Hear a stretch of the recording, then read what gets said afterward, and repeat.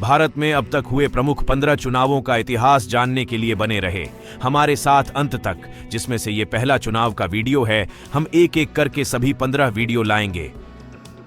आजादी के लिए भारत का पहला आम चुनाव 25 अक्टूबर 1951 और 21 फरवरी 1952 के बीच हुआ था।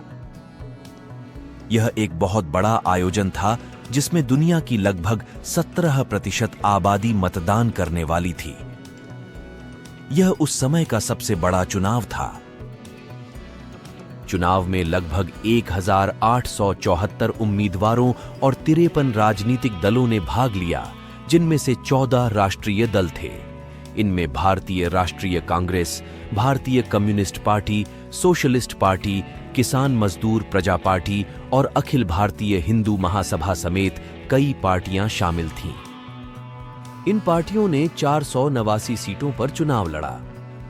भारतीय राष्ट्रीय कांग्रेस को 364 सीटों और 45% वोटों पर भारी जीत मिली। भारतीय कम्युनिस्ट पार्टी, जिसने कुल 16 सीटें जीतीं, मुख्य विपक्षी बन गई। पंडित जवाहरलाल नेहरू आजाद भारत के लोकतांत्रिक रूप से चुने गए पहले प्रधानमंत्री बने। 15 अगस्त 1947 को भारत स्वतंत्र हुआ। हालांकि पहला चुनाव 1951 में हुआ था। बीच के वर्षों में भारत किंग जॉर्ज छह के अधीन एक संवैधानिक राजतंत्र था। लुई माउंटबेटन इसके गवर्नर जनरल थे। पहली निर्वाचित सरकार के गठन से पहले संविधान सभा जवाहरलाल नेहरू के नेतृत्व में संसद के रूप में कार्य करती थी। देश के नेताओं ने जुलाई 1948 तक चुनाव की प्रक्रिया शुरू कर दी थी। उन्हें आयोजित करने के लिए कोई कानून नहीं थे। मसौदा समिति के अध्यक्ष के रूप में डॉक्टर अंबेडकर ने संविधान का मसौदा तैयार करने के लिए कड़ी मेहनत की, जिसे 26 नवंबर 1949 को पारित किया गया। हालांकि ये 26 जनवरी 1950 को लागू हुआ।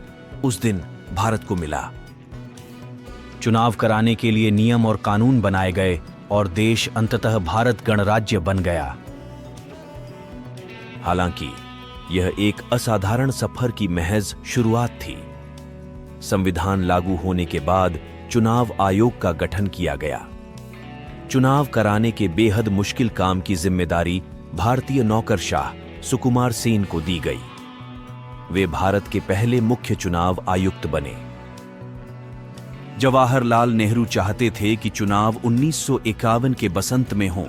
उनकी इस जल्दबाजी को समझा जा सकता था, क्योंकि भारत लोकतंत्र की जिस नई सुबह का 3 सालों से इंतजार कर रहा था, उसकी आखिरकार शुरुआत हो रही थी। हालांकि मुक्त, निष्पक्ष और पारदर्शी तरीके से इतने बड़े पैमाने पर चुनाव कराना कोई आसान काम नहीं था। इसमें एक बड़ी चुनौती थी भारत की आबादी, जो उस समय 36 करोड़ थी। संविधान के लागू होने पर भारत ने वोट डालने के लिए उसी उम्र को योग्य माना जो तब दुनिया भर में अपनाई जा चुकी थी। इससे 21 साल से ज्यादा उम्र वाले 17.3 करोड़ लोग वोट डालने के लिए योग्य हो गए। जनगणना के आंकड़ों के आधार पर संसदीय निर्वाचन क्षेत्र तय किए जाने थे, जो 1951 में हो पाया। फिर देश की ज्यादातर अशिक्षित आबादी के लिए पार्टी के चुनाव चिन्ह डिजाइन करने, मतपत्र और मतदान पेटी बनाने से जुड़ी समस्याएं थीं। मतदान केंद्र बनाए जाने थे, साथ ही यह पक्का करना था कि केंद्रों के बीच सही दूरी हो। मतदान अधिकारियों को नियुक्त कर प्रशिक्षण देना भी जरूरी था। इन चुनौतियों के बीच एक और मुश्किल सामने आ गई। भारत के कई राज्यों में खाने की कमी हो गई और प्रशासन को राहत कार्यों में जुटना पड़ा। इन चुनौतियों को पार करने में समय लगा। हालांकि आखिर में जब चुनाव हुए तो योग्य आबादी में से 45.7% मतदाता पहली बार वोट डालने के लिए अपने घरों से बाहर निकले। भारत दुनिया का सबसे बड़ा लोकतंत्र बना, जहां लोगों ने लोगों के लिए एक सरकार चुनी।